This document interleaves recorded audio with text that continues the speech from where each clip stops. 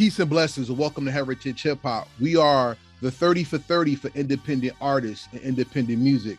We introduce you to your future favorite artists today. And today, I want you to hit the like button, comment, subscribe, share, hit that notification bell if you're on YouTube. If you're on Spotify, Anchor.fm, Apple, please give us a 5-star rating because we only bring you the best on Heritage Hip Hop.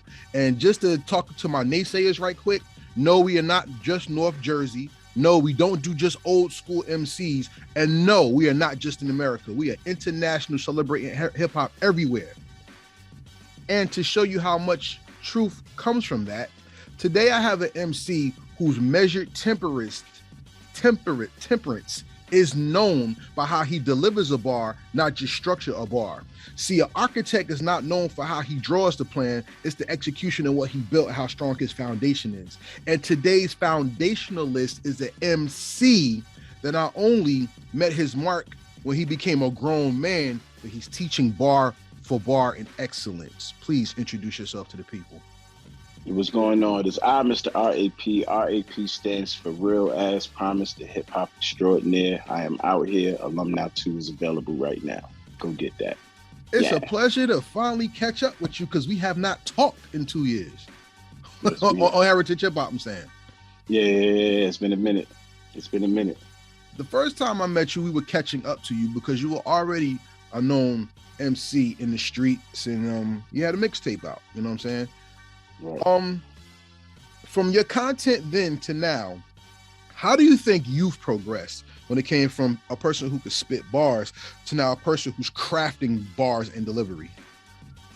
Well, you said it. The way you worded it is a person who spit bars to a person who crafts bars and delivery. That don't sound mature to you?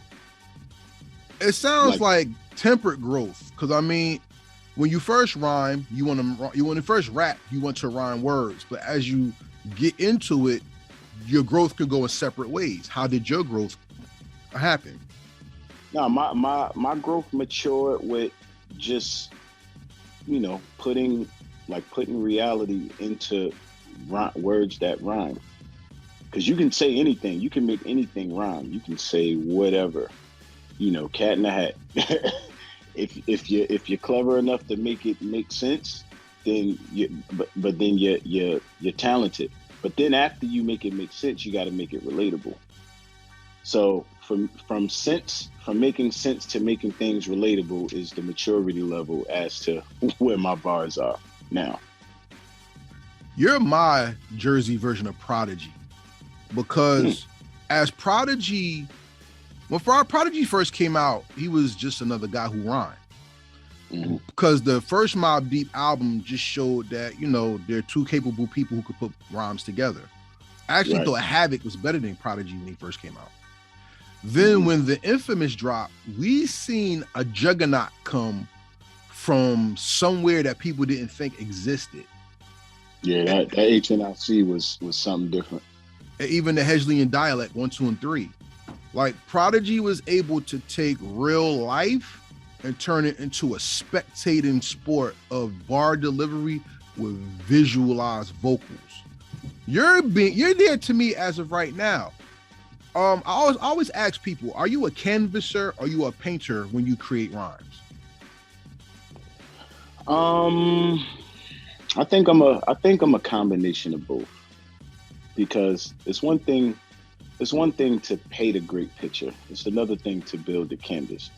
I like to build from the ground up.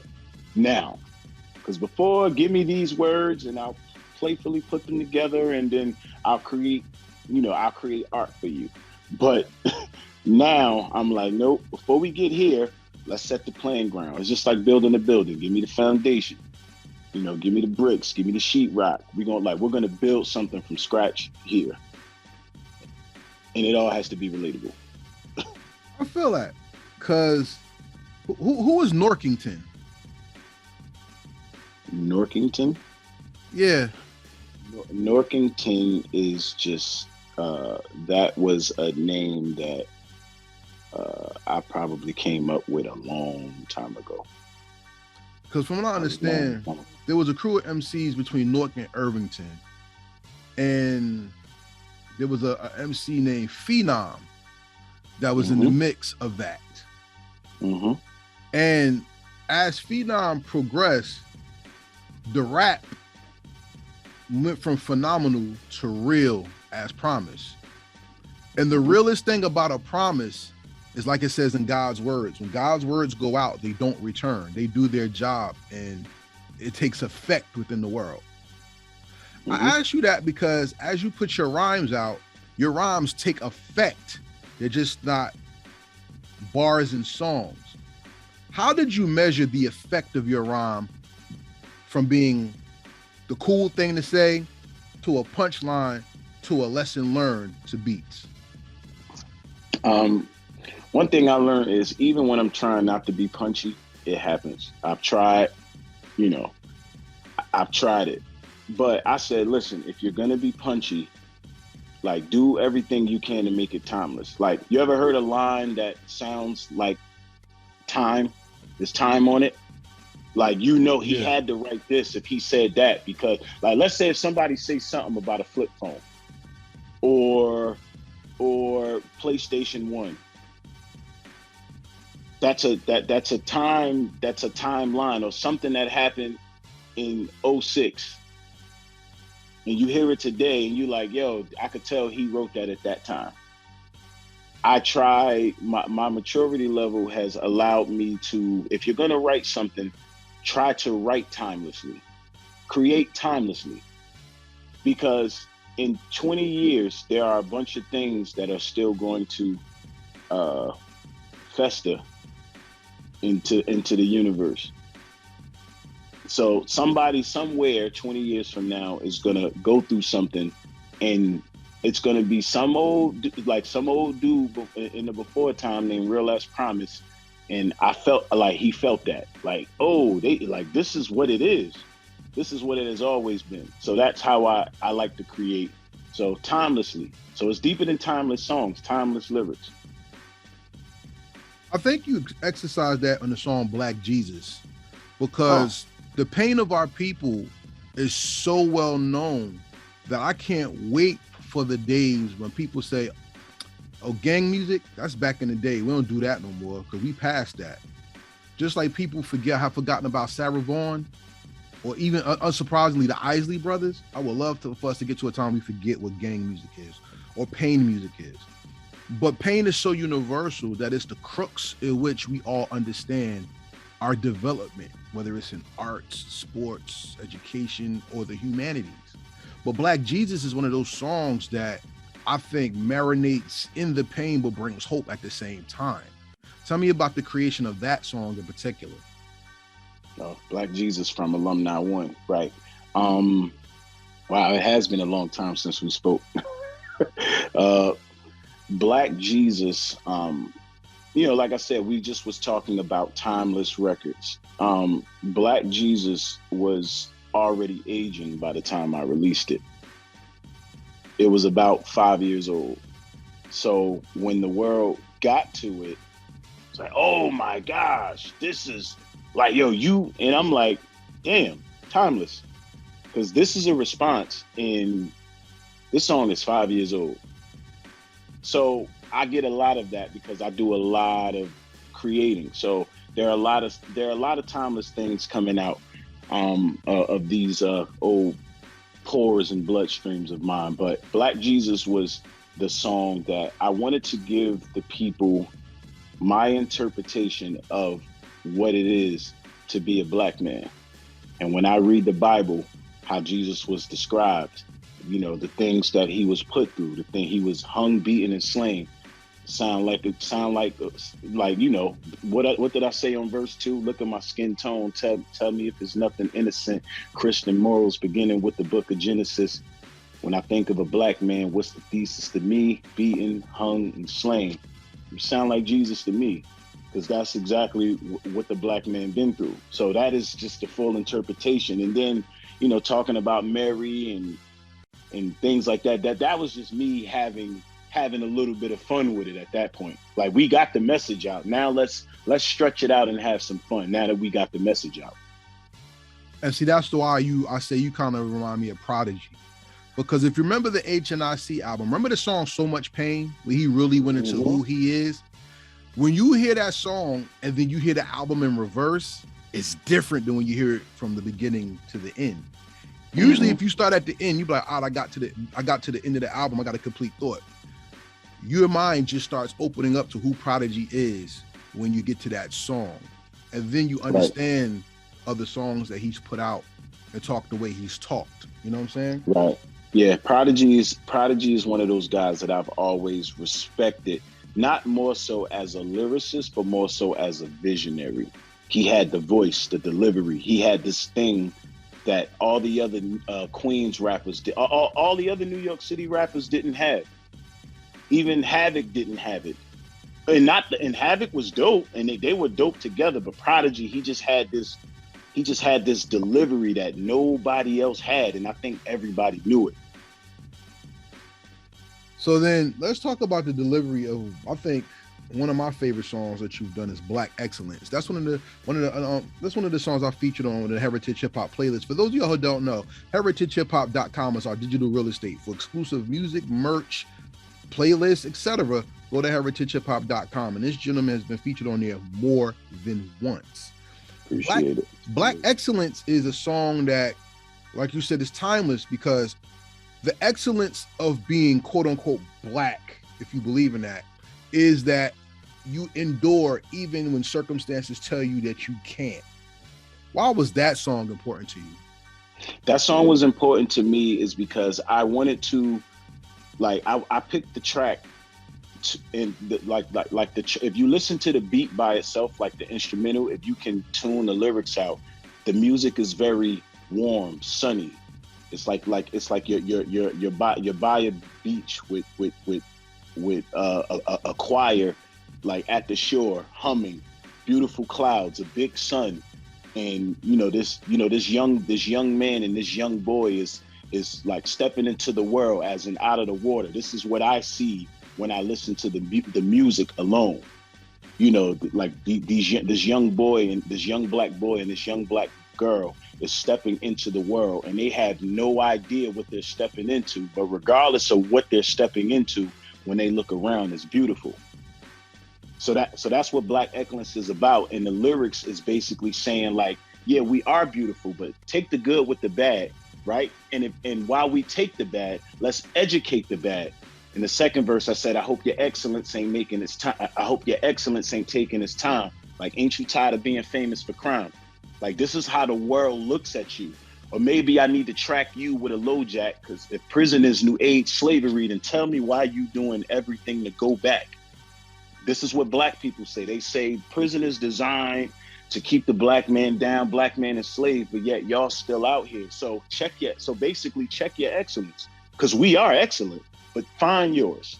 So it's basically to educate the bad side, to bring them to the light, because the music is already doing the work. I just want to educate you now and let you know how black and beautiful you are. And it featured a positive Gunter. You need a black female, a black queen. We gotta stop. I gotta stop saying female too. Female is an adjective. It's not a noun. So I have to remember that. It describes. It can describe a woman, but it's not a woman. But anyway, positive Gunter. Yeah, positive Gunter. She's a featured poet, and her voice just comes in and just just reminds us of how beautiful we are. You need a black woman to remind you of that beauty, because I knew I was about to get busy. So that's what Black Excellence is about, man. A shout out to her, because I think the thing that kind of pieces your albums together beautifully that most people take for granted is the spoken word, because hip hop is the expression of our soul to music, while the spoken word is the expression of our soul to the air. And we all need air to breathe. And if you are a believer in the Most High, Judaic or Abrahamic or whatever, it says that when the world started, when God spoke. And if you look at the spoken word, it's actually in Greek and Hebrew inspiration. Inspiration means breath. So what we do with our words are very important and very pivotal. And that's part of the reason why I wanted to structure your interview this way, because Alumni is the Heritage Hip Hop Project of the Year for y'all who don't know. And for all y'all MCs that win, stop saying y'all got goddamn albums out and stop not saying that y'all winning awards out here. Y'all deserve it. Say what your project is. Alumni is an award-winning album. If you don't have it, shame on you. Get your playlist right. Thank you. Appreciate it. But back to the point though, that we have greatness when it comes to us. Why do you think hip hop doesn't talk more about the things that hurt us instead of putting out messages of hurt in it? Repeat that question again, because it's so loaded. Why do you think hip hop doesn't talk about or try to heal the things that hurt us and just expresses the hurt that's within it? It is a, I myself, because, believe it or not, the older you get, the older that a man, I'm gonna speak for a man or the man I am. And a lot of men feel this way because I ask questions. One thing I'm learning is the older that a man gets, the more closer to the peace he seeks. So when he's seeking peace, especially if you're an MC, let's say, young and you wow, you young and wild, you still learning, you still a baby, you still a kid. Tupac and Big were kids. They were kids. Who's to say what their conversation would be by now at 50? Well, we're about 25 years later. You see what I'm saying? Like the same conversation Jay is having. 444. Like that album is a Bible for a man who wants peace, legacy, family. You know what I mean? Wealth. Don't, what do you say? Please don't die over the neighborhood that your mama live in. Take your drug money and buy the neighborhood. That's how you rinse it. Things like that. These are the things you speak about when you're glorifying what you're chasing, which is your peace. So a lot of guys, young MCs, they haven't crossed that road. Basically, to answer your question, mentally, they're still in this space trying to find their way out of this anger space. So they glorify it in their music because it's the cool thing to say.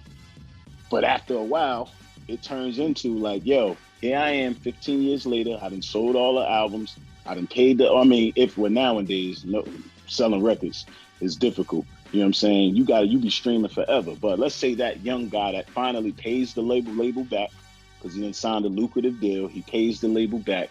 It's been about 12 years. He done put out 5-6 albums and he's ready to change, but he's been branded as this angry struggle. Oh, I was in the basement. Now you're good and you made changes. You done opened up a bunch of businesses. Now the crowd don't believe you no more. You know what I'm saying? So your question is very loaded. There's so many ways that I can flip that, but I think that, the most of the young guys that glorify the pain, like the pain and the darkness in it, they're stuck in it because they haven't mentally and emotionally evolved or matured in a sense. So that's why a lot of it is not being glorified. And by the time the positive end is being glorified, the fans view you as washed up.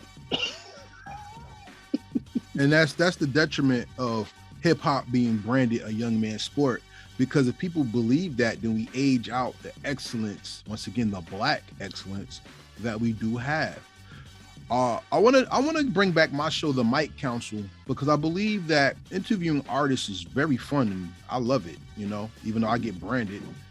But I love it because I get to show the intelligence of my people who make music. But I think there's a lot of conversations that we don't really have.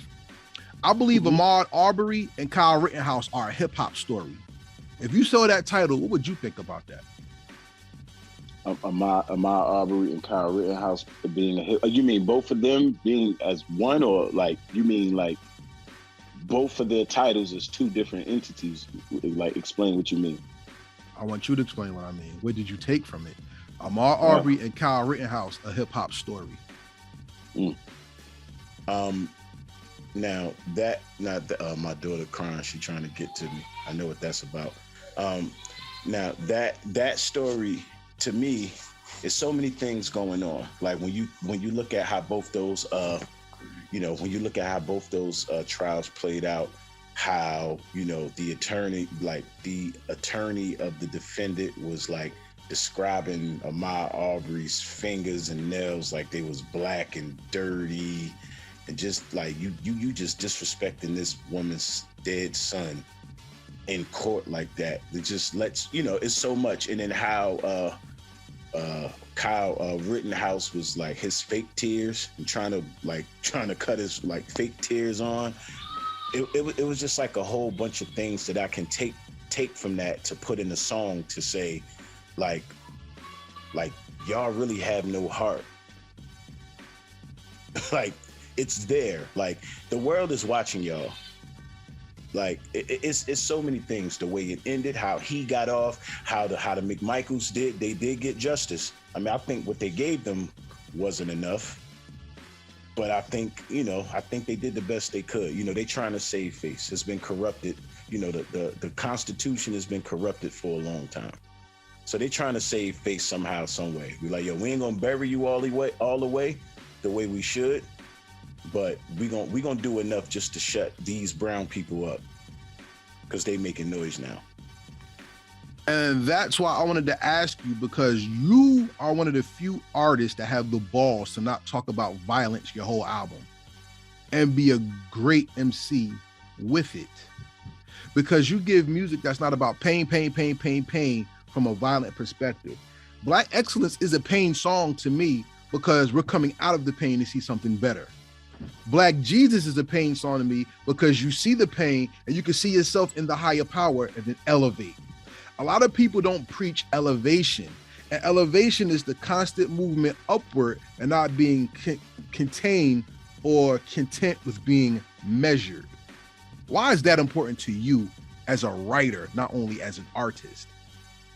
Well, if I could just start with the title of Alumni alone, Alumni, I wanted to write on a elevated level of skill, substance, knowledge, intelligence, and lyricism, and showmanship, and all these things that skills represent to me, which is a shameless plug because that is a project I'm actually, believe it or not, I'm gonna be honest, Rev, man, I can't stop working.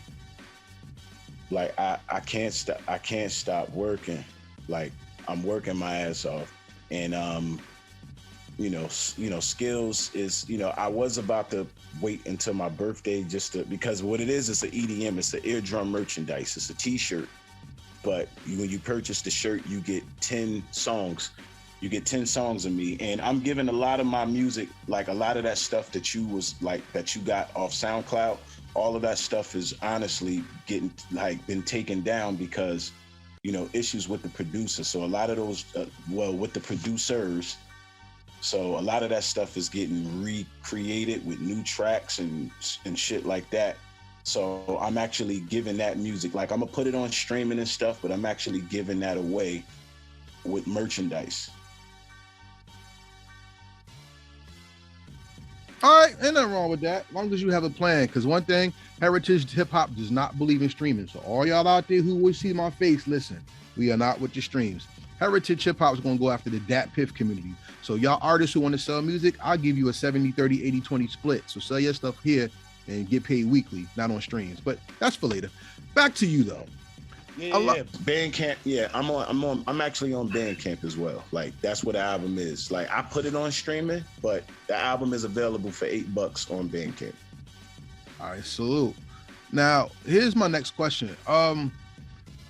See, Alumni was to me project of the year for last year, and my year runs from August to July. All right, so my year does not go by the calendar year, it goes by my teaching year. All right, it goes by the school year. So Alumni 1 was, I told you, that's one of the most best put together albums I heard in a long time. But it showed me that there's more that could come from a soul, because you delivered, but you didn't fully deliver to me. It's like you set the table so people can sit down, then you were going to hit them with the next part of the course. And that's when Alumni 2 came out. Tell me about the growth between Alumni 1 and Alumni 2 to you, because I know what I heard, but tell me what you hear. It's simple. Alumni 2 is, for me, it's more colorful. I wanted to have a little bit more fun. a little bit more fun. If you listen to Alumni One was very mature. It was very like structured. You know, I was very minimal with the pain music on Alumni 2. I was very minimal because I wanted the music to be more fun. And then of course I rapped a little bit. Like I rapped a little bit more on Alumni 2. Like I was cooking a little bit. Cause to me, I mean, even though I did my thing on Alumni 1, you know, lyrically, I had more fun. Because at first I had the pressure of like you know, I'm looking at the you know, my Heritage Hip Hop Project of the Year award, and I'm like, all right, you gotta now. It's not even about outdoing yourself. It's just about giving folks more of you. So whenever you know there's a performance or a stage show, like the catalog is a little bit deeper and it's more fun and it's more versatile. So yeah, I'll rap with you and I'll show you bars, but man, I want to have some fun. Turn this track on. You see them ladies over there sitting down having a drink? Let's give them something in the back to groove to. So I wanted to have a little bit more fun. To me, and you can tell me if I'm wrong. I love being wrong because I get to learn. But if I'm right, so be it. I think Alumni 2, I saw traces of Alumni 2 in your performance against Fa Familia though. I felt a lot of that energy from that album during that performance in Smoke in the City 1. For those of y'all who weren't there, shame on you. But I felt a lot of the energy from that album at that performance. Am I correct? Yeah, because I was in album mode. I was cleaning up, like I was freshening up. It was, let me tell you, I legit recorded for Alumni 2. I legit recorded 100 songs for Alumni 2. You know what I'm saying? And it was 16 because Alumni 1 had 13 records on there. Alumni 2, I gave you 3 more. I tried to keep it at 13, but I'm like, these songs right here, they gotta go. So I had to, all month before Christmas Day, I was playing with certain joints. Some joints was there that needed to go, but I literally just was like, because I didn't have to listen, I already absorbed all the music. So I was just like, all right, put this fill in here, this fill in here, this fill. Like I really organize all my albums because I know what I want to give people. I know where I want to throw them off at. I don't want to keep them in one pocket for too long. And if I have 2 songs that tell a story, I'm gonna put them together. If they tell us it's like stories through titles is what I'm saying. Dope, yeah. I want to ask you a question though. Wait. I want to know if you know me. Because I remember our first interview, I had so much fun and she was looking at me like I was an alien. You know what I'm saying? But I want to know how much you know me. What's my favorite song on Alumni 2, you think? God damn. I can I give you the top 3? Oh yeah, definitely. All right, cause I give you the top 3. All right, I give you Blood on Our Hands.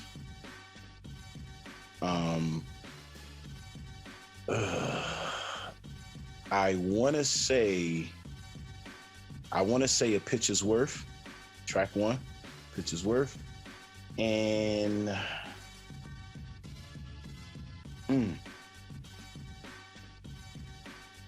I can't say Altitude. That's too fun for you. You like to think a little bit more. I can't give you Altitude too. Can I say All I Need? I'll say All I Need. I love all your track selections, but all of them are not right. Oh, and they're all great selections. Let's talk about the first track. A Picture's Worth. That is the like you know how you go into the movie and you hear the audience is watching. You know what I'm saying? That set the stage for something great. So like when you walk in the movie theater and the previews just go off and the lights go on, that was the anticipation song. I like that song. You had who was that? Life song. No. Who's the sample? That Eddie Kendricks? I have no. Or David Ruffin. That's a Temptations voice. Yeah. It is a Temptation. So the soul that comes through, and then when the drop comes through with the soul, it's like, oh, the pace is going to be amazing. And then the wordplay has the beat this way, and then the lyrics going the other way. And I love that. Appreciate it.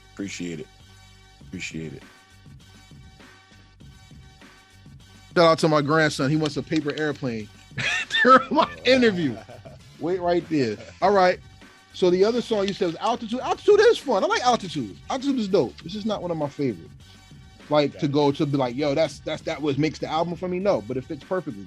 Because Steph Curry's the same to me. I think that was a great This Is Who I Am song. You know what I'm saying? I loved it. Yeah, Steph Curry.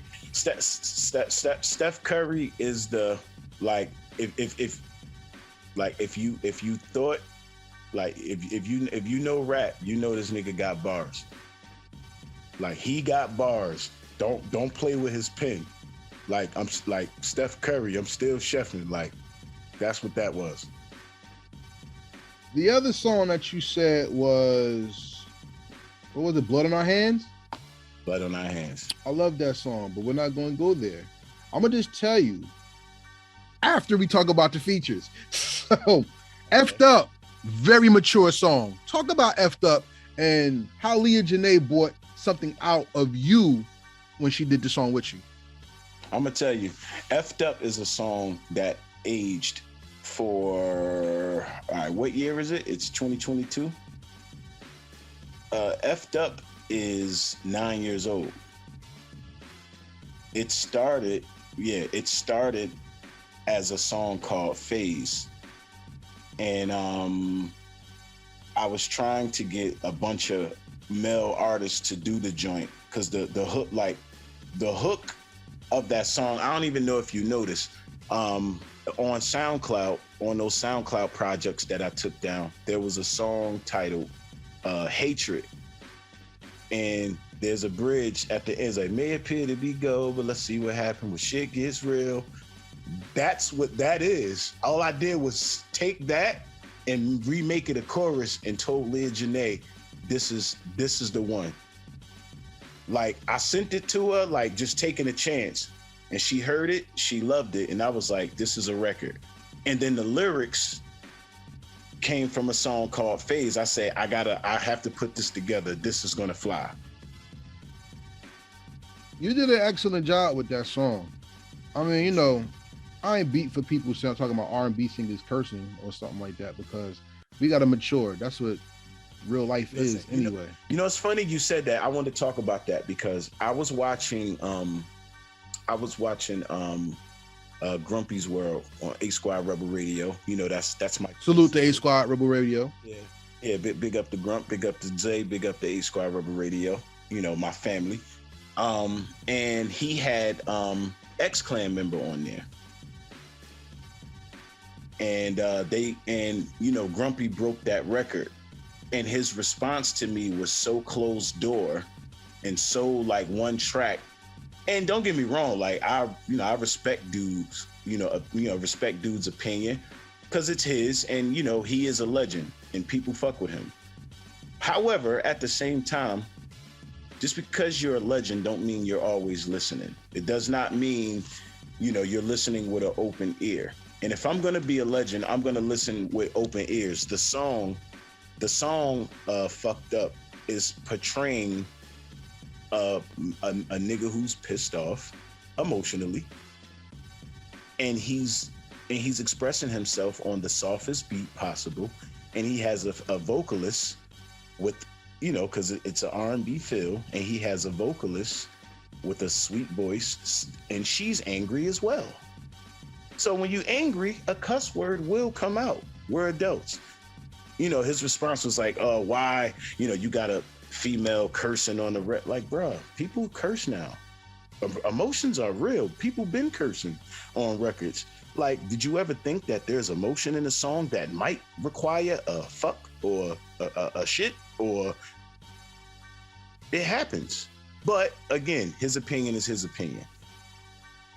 Well, salute to him and salute to opinions because everybody has one, but that's not how we measure. That's not how we measure life, because I was taught this a long time ago. The cardinal sin that all humanity makes is when we think we're going to find ourselves in other people. We have to master self and then appreciate other people's self so we can both grow. And Right. I mean, it's one thing to be moral and there's another way to be opinionated. So Right. we just have to find balance between two. But Absolutely. everybody will talk about rapping Savage. We'll get there in a minute. You rhyming with Venomous 2000 was one of the highlights I saw on that album. Talk about it. Why didn't I not think that one? That's your one. It's still not your one? Okay. All right, so let's talk about this one. So this record, okay, I had this record thought about for mad long. I had the track for maybe about a year. And I finally said, like, yo, I'm gonna lay this down. I'm gonna put this hook. I want scratching on it. I want a vocalist on it. And I want Venomous 2000. I have to have him. And you know, he shot the video for Letters to Kaepernick. Yeah, he also shot, like, you know, my Raider Nation videos. That's him. So that's bro. And, you know, we always respected one another as MCs. So I sent him the joint.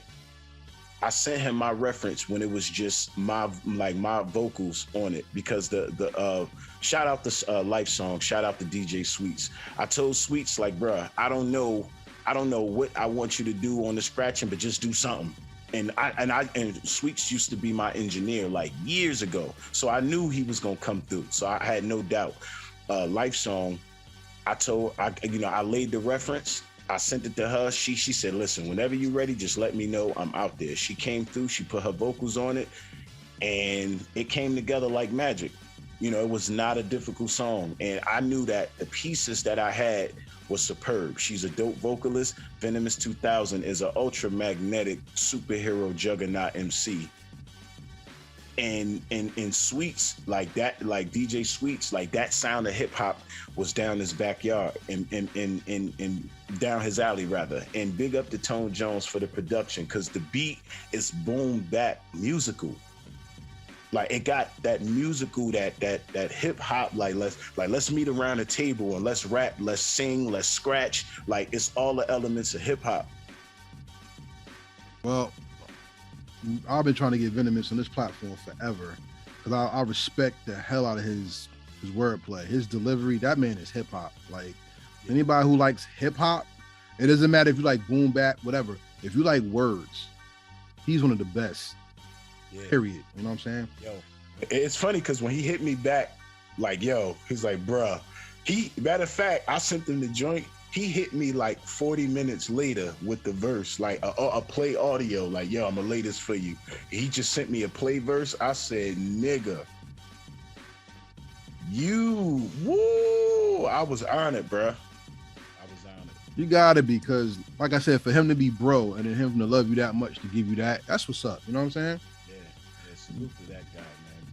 Now, this is the part of the conversation where I have to go off. Ladies and gentlemen, you're watching Heritage Hip Hop, or you're listening to the Heritage Hip Hop podcast with Karev of Heritage Hip Hop and Real As Promise of New Jersey Hip Hop. Not only New Jersey, but worldwide hip hop culture enthusiast, who not only is a barbarian, but he's somebody who sets the precedents for MCs. He's a curriculum. Make sure you study.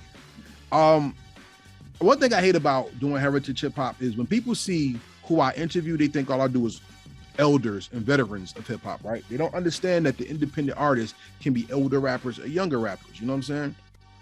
And once again, we're not just for people in Newark or older rappers, for everybody who says that. And when I get some of my favorite artists together, it's like amazing. I once told somebody, you know how much I love hip hop? A dope song to me is like watching the Super Bowl, because it is to me. It's like, it's a feeling I can't explain. It's dope. So when I get a whole album that's dope, it's like I'm you know what I'm saying? I'm out of here. And when my favorite artists get together and do something, it's like a dream come true. Like, I'm the person who always says, I want to hear Redman do an EP with Lord Finesse. And them and they proms together, amazing. You know what I'm saying? Right. So then I get rapping Savage, right? and I saw the name when I said featuring Samad Savage. One? No. Oh my God. But I'm you done? I have to know what you. Yeah, I'm like, are you done? No. But no, that's not it. But when I hear rapping, when I saw the title "Rapping Savage," I was like, no. Did somebody do the beat? No, that is produced by Epic the Don. Shout out to Epic the Don for that one, because the horns are crazy. You know what I'm saying? Yeah. But Rap and Savage, how does sparring against Samad Savage bring Rap out of the chair, not just rhyming? Listen, I talked about this briefly, and you know me, I have no problem giving flowers and roses out to anybody. But you gotta listen. You gotta be the cloth. You gotta be in the cloth to get those flowers. Samad Savage, I reached out to him for that feature. I like who's on the album are people I wanted on the album on this one, and just like the first one, and I didn't have that many on the first one. This one, I wanted. I had to have them. I had to have him on the album. It had to happen. I said, this is going to happen now. And I know you not playing, so don't expect me to play. And it was that. It swinging. Did you notice the middle of your verse highlighted the end of his verse? No, but you're going to bring me around to it. One is about one's place, and the other one's being remembered as one of the best. Think about that. Okay. Y'all, that song is hot. You said the middle of my verse? The middle, check the middle of your verse and check the end of his verse. The way this song is laid out. You have to give me the quote. You have to. Do you remember a quote in the verse? Not while with my notes here for the interview. I'm in interview mode right now. Can I stomach my delivery? They having a baby. Asked me lately, has he maybe rap? But the facts intact of massive maniac full of. I was going off. It may be that because I've been living like a feast. Hit me high when the beats throw the towel when the beats are devouring. Flow like a butterfly, sting like a Beyonce following. Lyrically, I'm not to be reckoned. I'm going for minutes, and they thinking I'm looking for going for. He like keep going. That's it. And then listen to before he start pulling out the names. The MC, and then how Mike Jones, whatever. But you put the names in, take the middle of your verse and put that to right before he does the names, and y'all see that y'all laid a blueprint and rhyme skills that we haven't seen since But What with Biggie and Method Man. Okay, now that's dope. That's if I had a bomb, I'd clear the area for it right now. Now that's dope. Yeah, all hip hop out there. If y'all think I'm full of shit, all you gotta do is study. But now let's go to my favorite song on the album, which you didn't get right, which I'm surprised. Let's Get Through. Talk about it. I don't know how much. Okay. Get Through has me in hot water, but it's on the album, but I will say this: on Alumni 1, I did a song called "Make It" featuring Tone Jones. And that song was the beauty, the happy, you know what I mean? And here we are on Alumni 2, and it's the same of a man expressing his feelings, but this time it's the bad. Because on one it was the good, and on this one it was the bad. And you know, it's a real song. I'm gonna just say this. Let me just say this. All I can say. Let me say this. The reason why that's my favorite song is because it gives balance to the perspective of manhood. Because we all talk about what we love.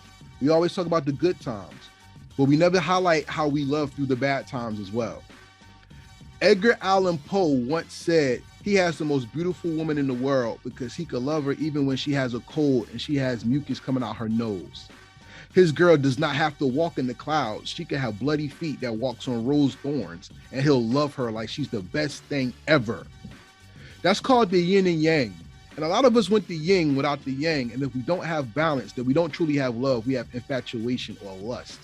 So when you get a man's full story about the good and the bad, that's when you know how you love, not how you appreciate and lust only. You agree?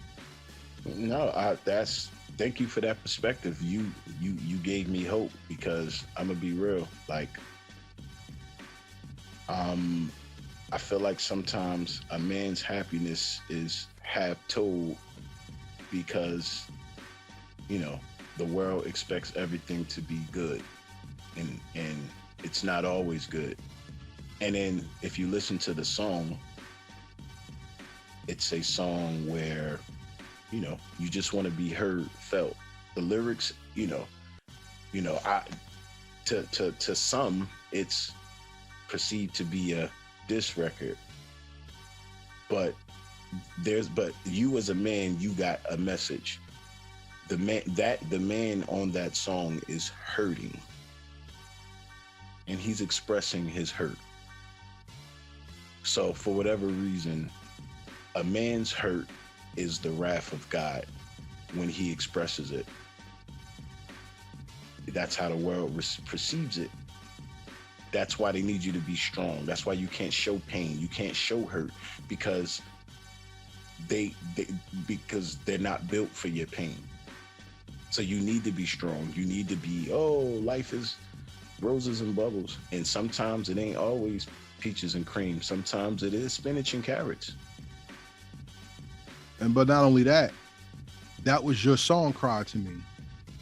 That was the song that showed balance. You know the typical satanic belief that people have that says "as above as is below." You ever heard of that? People think of satanic above and below being the same, but yet in the Bible we say in earth as it is in heaven, which is above and below. It's perspective, ladies and gentlemen. And if we don't give true perspective, are we really giving the truth? Because one of the biggest lies we've been told is happy wife, happy life. A man could go to his grave making his wife happy and be empty inside.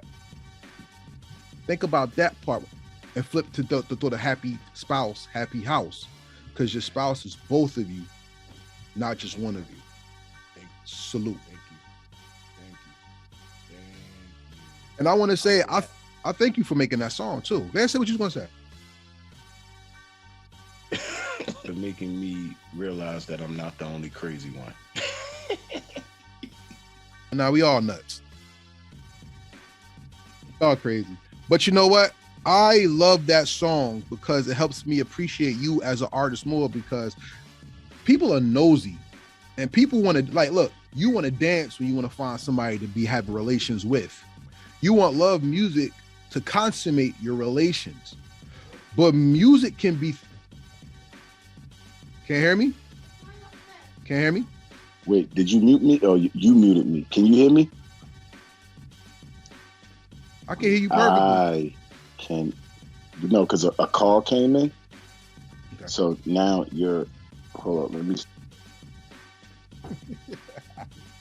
Oh, see, my headphones gonna kick whenever that happened. The Bluetooth kick out, so it's gonna kick back on in a second. But what you were saying? I was saying that music is something that we use to express our emotions. People make party songs so you can find somebody to get with. People make love songs to consummate the love. But the journey of love is never celebrated because we always sing about the goal. I found somebody for life, but we don't talk about the struggles. That's what made Music Soul Child's song so powerful, that he talked about the journey, not just the goal. You see what I'm saying? And I think you celebrate that on A-Squad Rebel Radio with your 60 Minutes of Therapy show. Talk about that and talk about how you use music in a theme to celebrate the artist that makes the music that you highlight.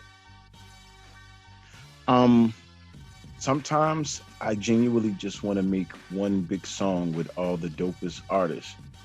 And I do that in forms of just celebrating their music. Like every show is a celebration. It's a feeling. It's a, like the playlist may be called like the back block, and all the music is like artists spitting that back block trap, and the beats are popping, the hook is on, and they talking that shit. Like I'm trying to bring the live mixtape feel back a little bit in playlist form.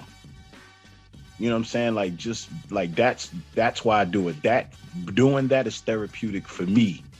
And if you want to hear that music, it's going to be therapy for you. So tune in.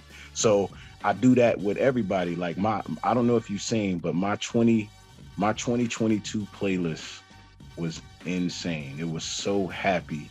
It was so like I let all the women cook. They had some of the dopest, like uplifting, like let's start the year off right music. And then I let the fellas shine at the end. And it was just like, because I want to ring in 2022 looking up.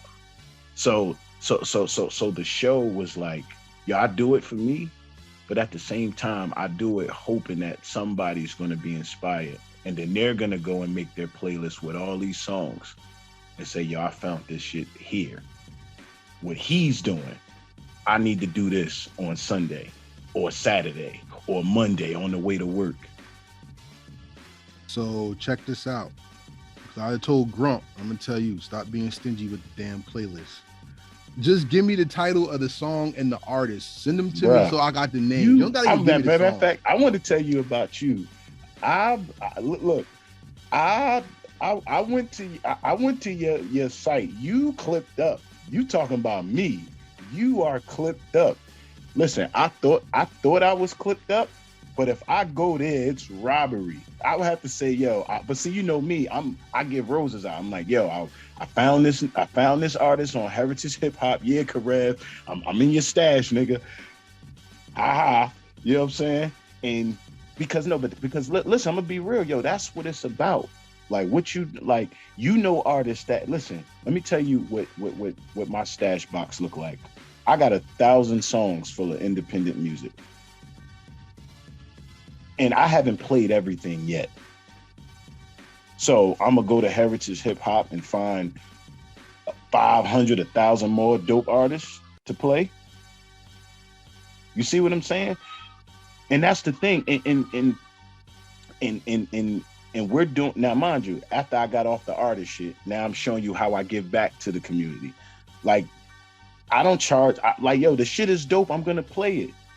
Rap can't be a hater. I support too much shit and I play too much shit. If the shit is dope, I don't care who you are, how well you rap, how well you don't rap. If you got a joint, if you got a sound, you got a vibe, you got the music, I don't care about your following, it's dope. Somebody needs to get through the day.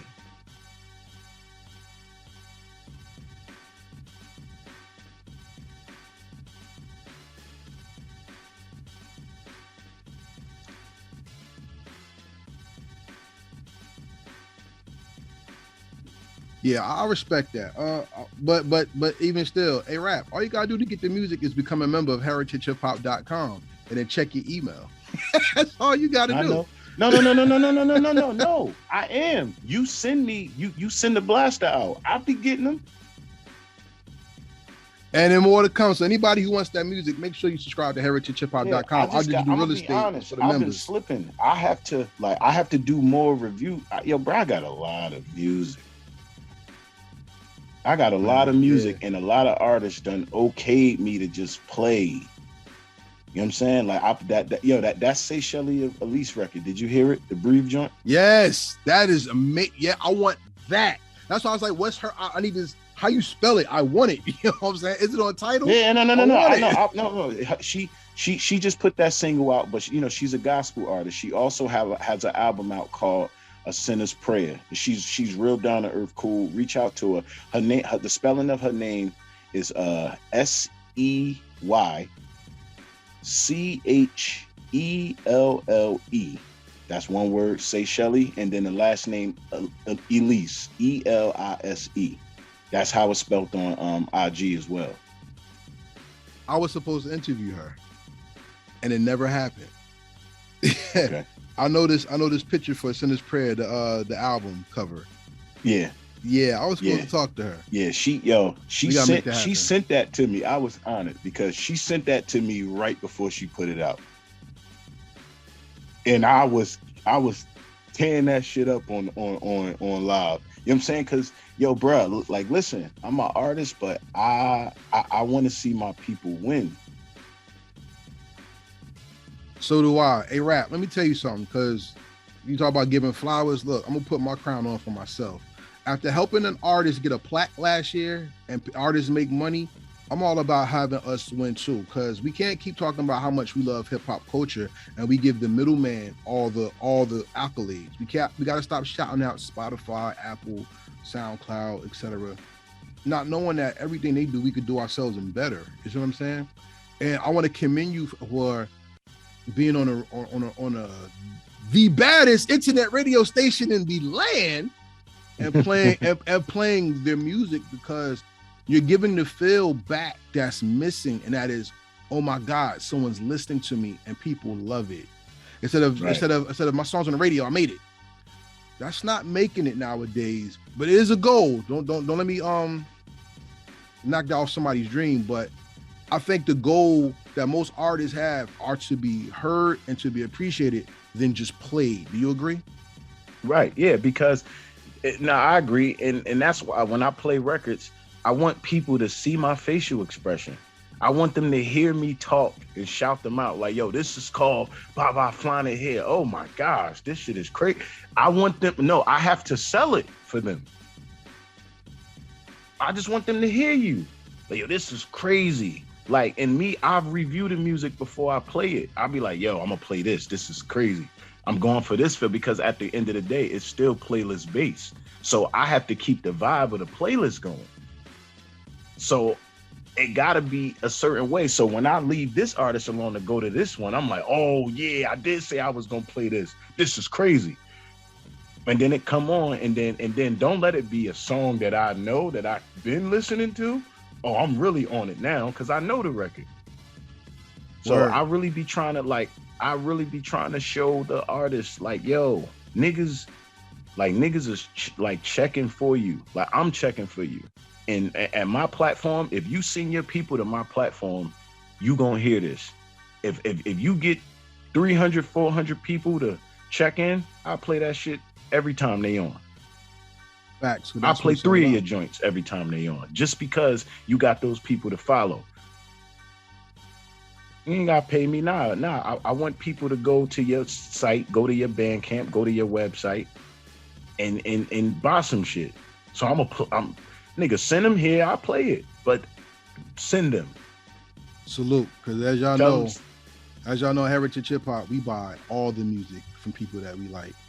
Like I said, he talked about thousands of records. Listen, I got folders I haven't even opened yet, and I just buy the albums to support people. You know what I'm saying? And I made sure after the delivery of Alumni 1, Alumni 2 had to be absorbed. I had to get that one, especially after appearing on the Mo Ack and Rap show, where y'all show a lot of integrity, intelligence, and hip hop culture. They being a guest, and I wish you were there. You know what I'm saying? Yeah. But after being a guest, I had the monster, man. No, I was coming back. No, I wasn't. You was on the way. You was on a trip. I was on a trip. I was on the way back. I would have made it back had it not been for the family stretch. You know, family take their time. So I just told my, I ain't gonna make it. It's all good. Someone to come back on the show because I want to support you and support Act and support Mo, because y'all are one of the best podcast type shows I've heard in a long time. And I know a lot of great podcasters, and I'm not gonna diminish any of them. But when I say, ladies and gentlemen, if you want a podcast or a show that really entertains, educates, and is more of like a friendship show than a built show, check out the Mo Ack and Rap show every Sunday at what time again? Because I try to catch y'all when I'm at work when y'all come on. Yeah, you know what I'm saying? 2 to 4. Yeah. There you go. So, and you know, the 60 Minutes of Therapy is now on Sundays after the show. Yeah, 4 to 5. Yep. So there y'all go. Look, you get 3 hours of Realest Promise on A Squad Rebel Radio every Sunday. Yeah. You know what I He mean? gonna act up now. So before we close out the first part of this interview, I want to say it's a pleasure and an honor to talk to you, because real MCs are far and in between. That's why I say there's a lot of people that rap, but there's not a lot of rappers. And then on top of that, hip hop is full of participants, but not artists. You are one person I say is an artist. And the one thing that I appreciate about art is that art may be subject to interpretation, but is not subject to righteousness. And a righteous artist always give you his truth. And I want to just thank you for that. Right. Hey, man. I appreciate it, brother. I appreciate it. Gotta give you a crown. Nah, I first off, I genuinely appreciate it. I've always been accused of being this big-headed guy who walks around and this was like years ago. So a long time ago, I had to genuinely look at myself in the mirror and say, what you see, everybody else don't see. And if you want them to see something different, then you have to you have to resemble more, be a little bit more human. And one thing I learned is to sometimes just something as simple as asking somebody, yo, how was your day? Can take them a long way. It sounds cliche as fuck, but you can really crack a joke or just rub somebody on the shoulder and make their day with laughter. You know what I'm saying? Let me tell you one of my most common jokes. I say this to everybody I see. I say something just to make their day, man or woman. If it's a dude, I'll be like, yo, man, they told me you the man in this town. They told me if I needed some bread, I could come holler at you. You got me? And if his sense of humor is like me, he gonna be like, yeah, man, they lied to you, bro. That ain't me, man. And he gonna laugh it off. Now, that made his day, because you don't know how he was feeling before that. So I learned, man, you gotta give people their roses, man. You know what you doing at Heritage Hip Hop, man. That shit is dope, bro. I really appreciate what you're doing up there, bro. You it's these interviews and the things that you do for people on this level. You'll say something and they don't even know that there's a $1 million plan waiting for them, and all you did was fester the conversation. If they good in 10 years, they're gonna remember, oh, Karev at Heritage Hip Hop said that. Now they putting on for you because they like you. They just like you. And now they're like, yo, this is the platform where I started at. This is the platform y'all need to go be on. Go there. That's the tight wave I'm on. And that's the one that the Most High told us to get on anyway. Because for everybody out there who's faithful, who doesn't know, the first commandment that God ever said in the Bible was not the 10 commandments.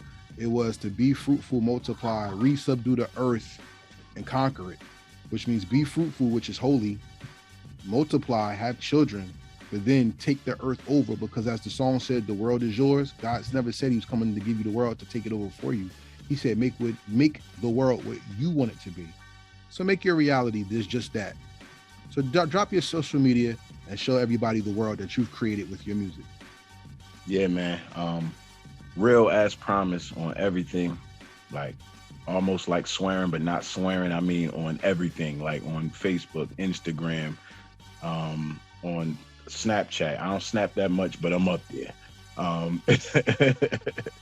Yeah, Twitter, real as promise, preferably IG. If everybody's on IG, you could, real as promise or R.A.P.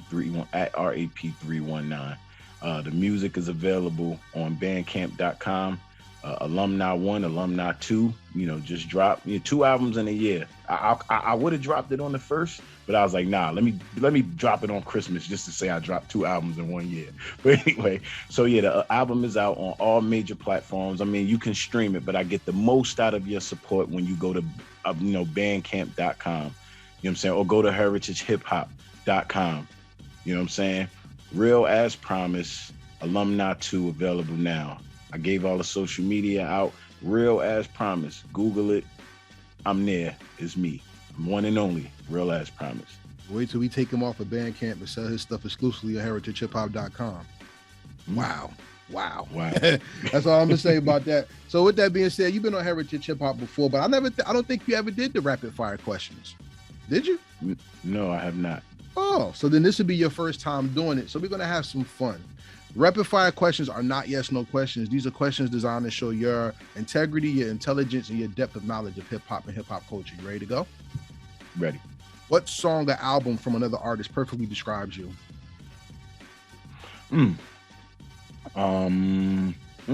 That's so many. It's so much. Because I've indulged so many songs. I would definitely have to. Let's come back to that one. That was very loaded. Okay, no problem. The next only one is, because if we're talking rapid, I'm wasting too much. Go ahead. That's all right. What's the perfect hip hop beat? Meaning, if that person never came out with that beat, it would have been your first single. For single, you said single. Ooh, Saigon, Come On Baby. If you don't know about Saigon, get your playlist right, ladies and gentlemen. Saigon is a monster, and that beat Saigon, Come On Baby. Yeah, that's Just Blaze. Okay, so why don't you do it? Why don't you get a freestyle with that instrumental? Do you need it? I'm saying, what's up? Yeah, I will. I have the beat. I always Let's have go. It. That's my instrumental. That's my favorite. That's my favorite Just Blaze beat of all time. Like that beat. No, he got a whole catalog, but that is my favorite. Okay. Real as Promise to me is the prodigy of what New Jersey can be. There's a reason why I said prodigy. Here's your question. What Mobb Deep did for Queens, Real as Promise could do for New Jersey. What does that mean to you, and how do you interpret that? Well, you got to understand, Mobb Deep is a name that whenever I'm in Cali, they say Mobb Deep. Like, and this is a whole nother coast. But you know, black, white, you know, all like what Mobb Deep did for hip hop. You mentioned the name Mobb Deep and it gets different. It's a whole different situation. Whatever the things that they did to captivate like their reality to, you know, to people's minds. For you to say that about me, that's dope.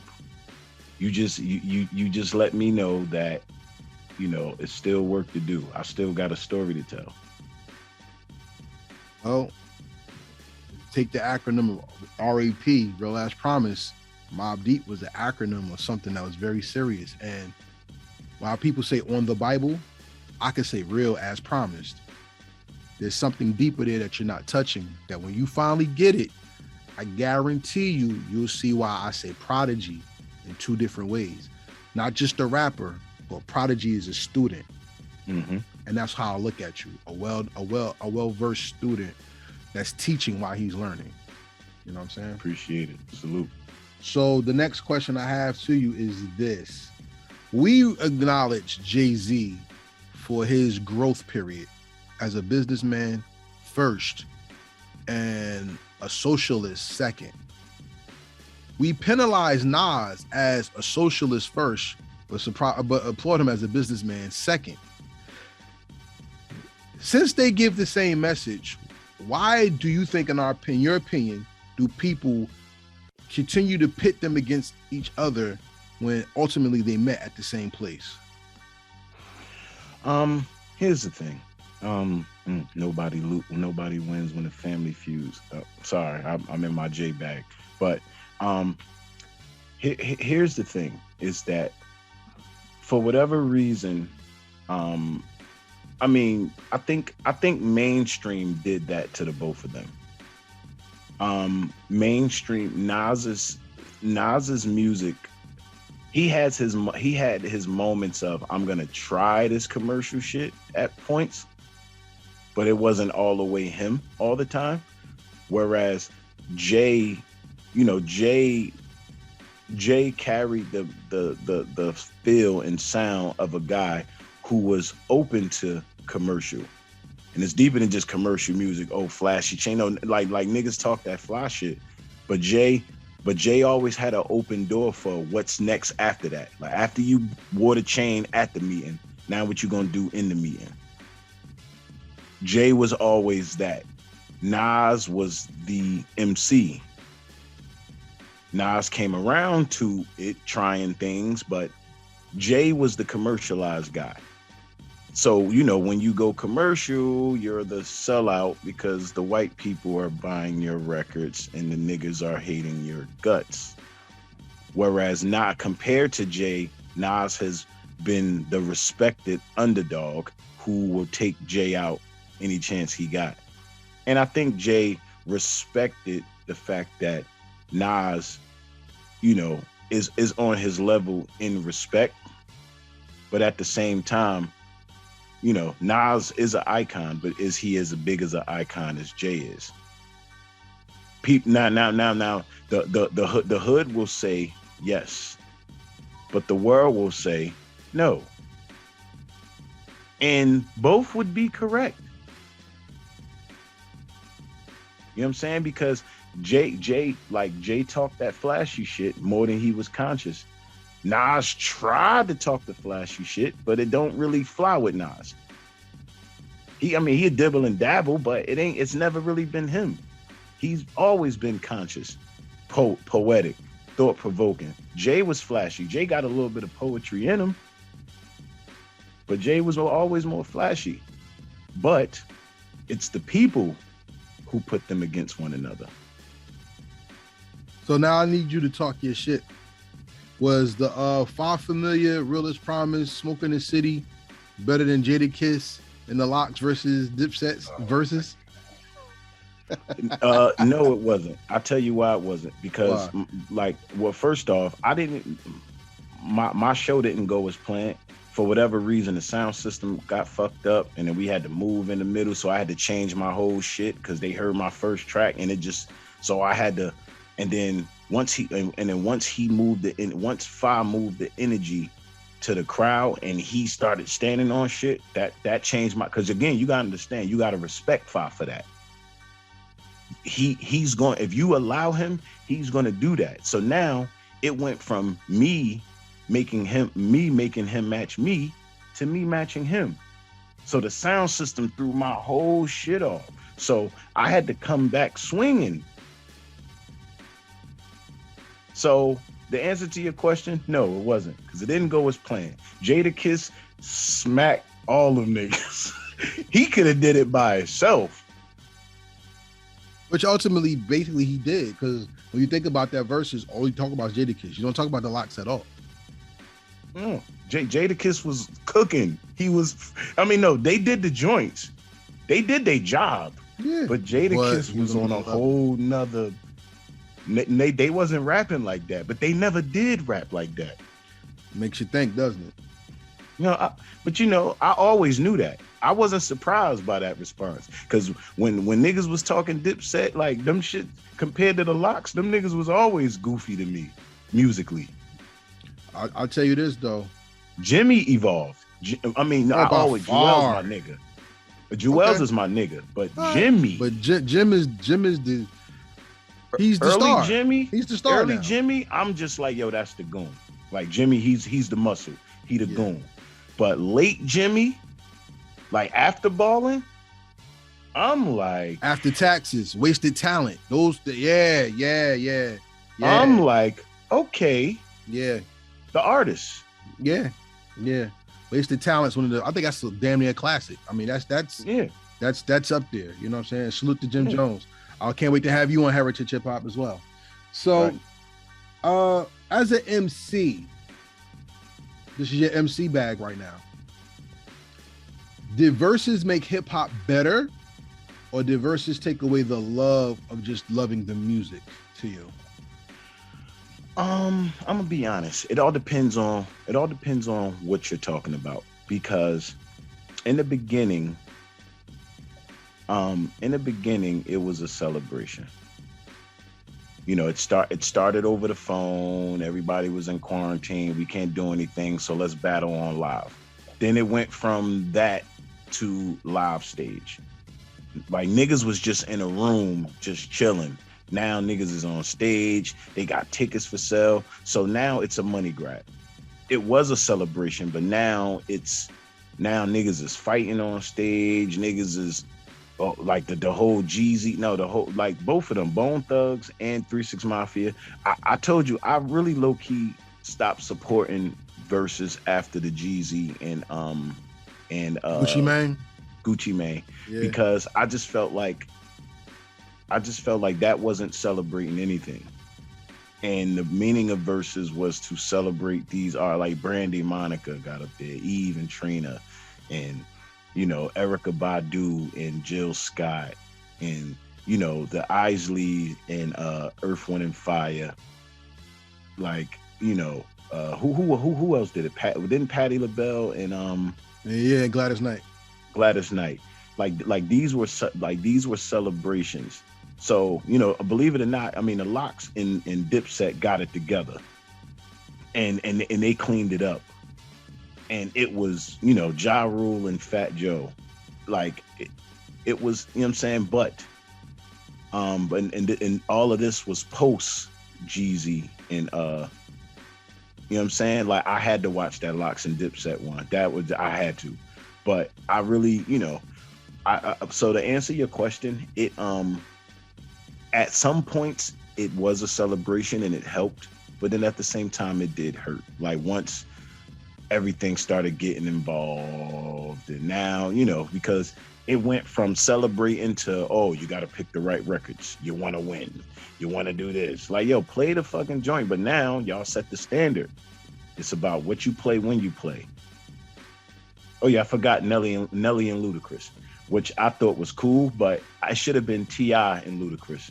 That's what it should have been. I agree. My brother, I didn't like verses at all. I don't like verses. I don't. When it first was playlist versus playlist, I was cool with it, because that RZA and Premier one, that was interesting. And then when you get to Gladys Knight and them, that's cool because we're giving flowers. I think what messed up verses was Teddy Riley and Babyface. Oh, Meth and Red. Didn't Meth and Red go? But see, that's before it became. I don't think Meth and Red should have been in the verses against each other. I don't think Fab and Kiss 2-0. He doing Fab and Kiss went. But what was worse than Red and Meth was Raekwon and Ghostface.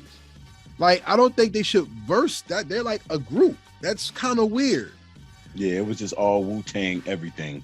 But seeing KRS-One and Big Daddy Kane was the best verses I've seen.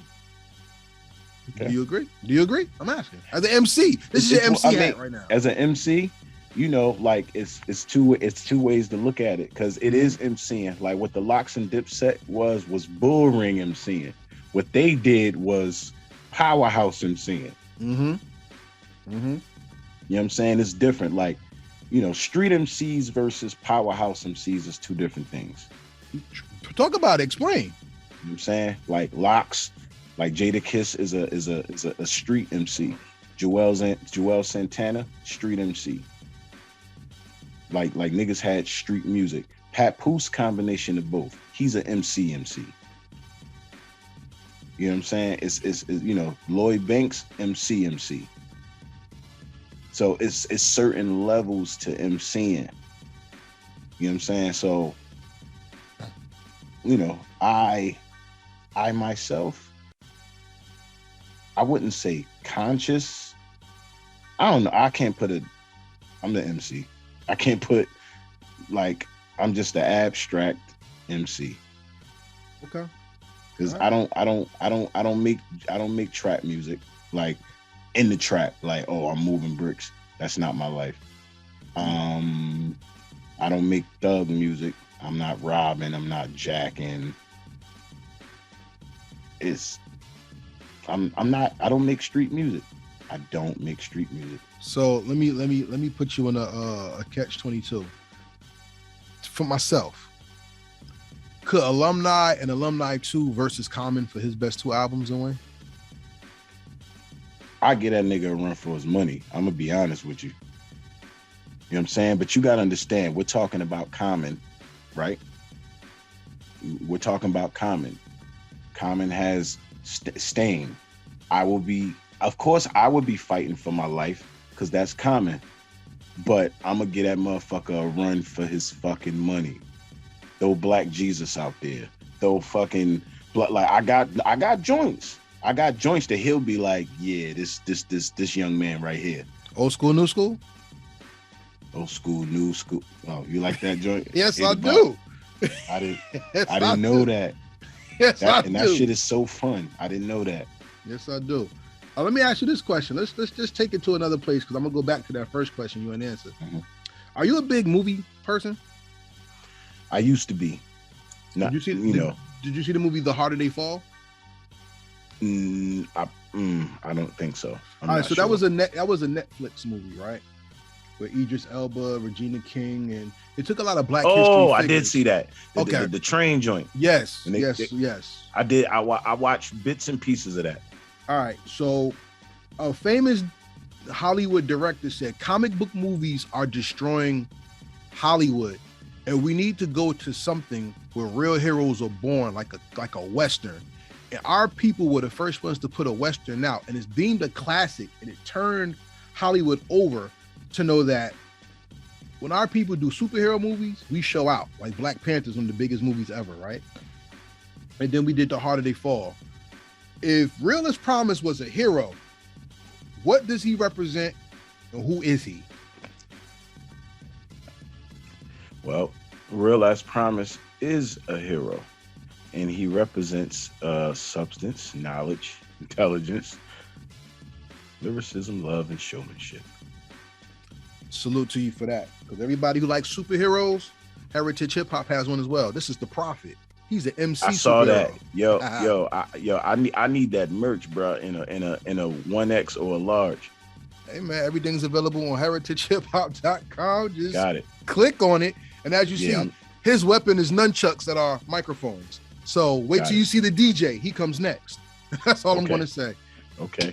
Yeah, I saw that. I saw that post. I said, yeah, this guy's cool. I need to go up there and just shop in a minute, brother.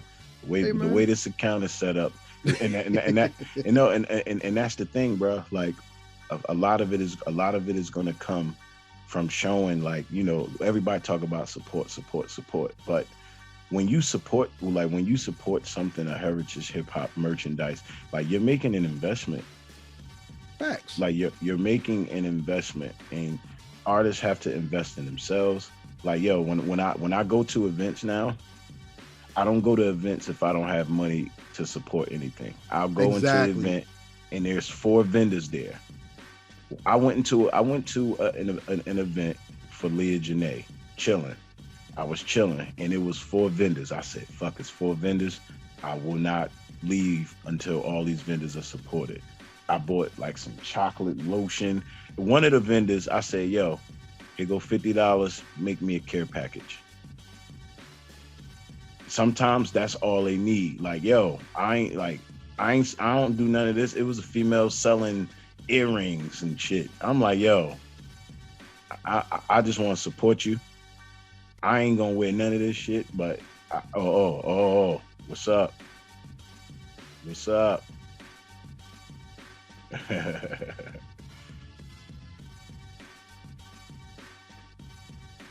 Yeah, he's feeling lonely, so I gotta put my time in. So yeah. Now I feel you.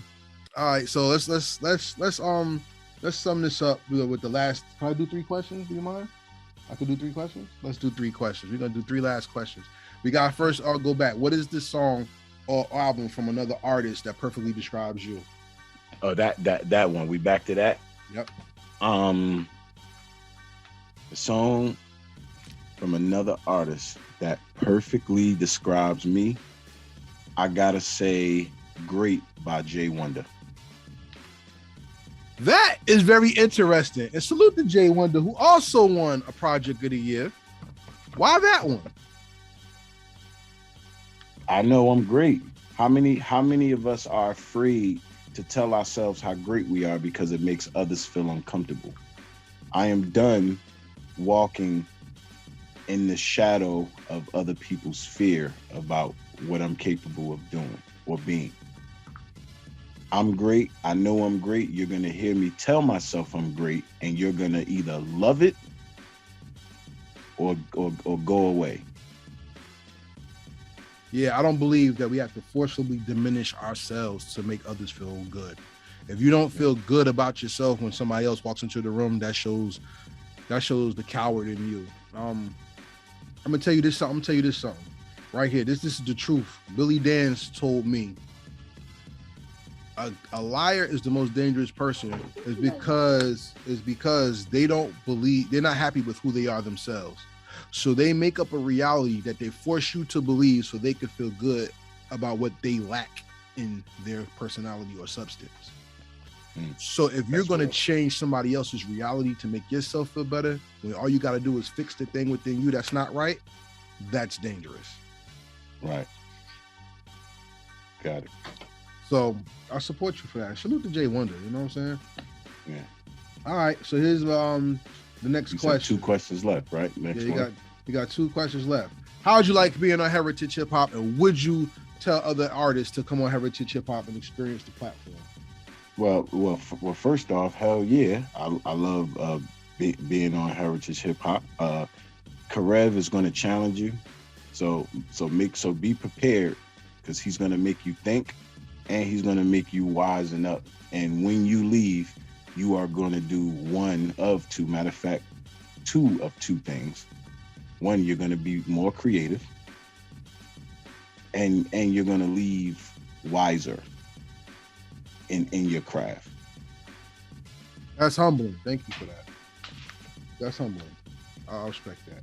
So with that being said, everybody, make sure that if you're watching on YouTube, you hit the like button, and make sure you leave a comment, subscribe to Heritage Hip Hop, hit the notification bell, and share this video, because at the end of the day, not sharing the videos shows that you don't really care about the artist you say you support. And if you really support this man, don't just stream his music, buy his music.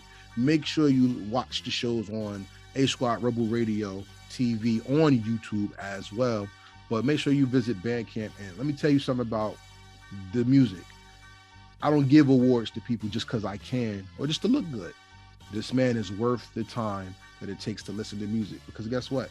Y'all hear the same bullshit on the radio every day. If you listen to the radio, treat yourself to something good. You know what I'm saying? If the radio is fast food, this man right here is Ruth Chris Steakhouse. This is only for those who have exquisite taste. So make sure you do that, all right? So with that being said, this is the last question of the interview. I purposely did not ask you a lot of questions, because there's certain lanes I don't personally want to go down. So this one is going to be personal, but it's also the most important question asked for the first interview. It's not your first, but this is your first full interview. So my question is this. Yeah. I good? Yeah, I understand. Yeah. Look, I understand. Ain't one. Yeah, we in the same boat, brother. Yeah. So here's my most important question to you of the first full interview. 500 years from now in the Hip Hop Hall of Fame, Real Ass Promise is going to be featured. And they're going to push a red button, and your hologram's going to come out the wall, and people are going to hear your music 500 years from now. When they hear your music, you're going to be introduced to a brand new generation of people who love music. My most important question after setting that up is this. What is the legacy you leave behind that made the world better because you made music? The legacy that I want to leave behind is a picture on the wall that says, be great no matter the cost. Be you no matter the cost. Be the best you can be no matter the cost, and go after everything you want.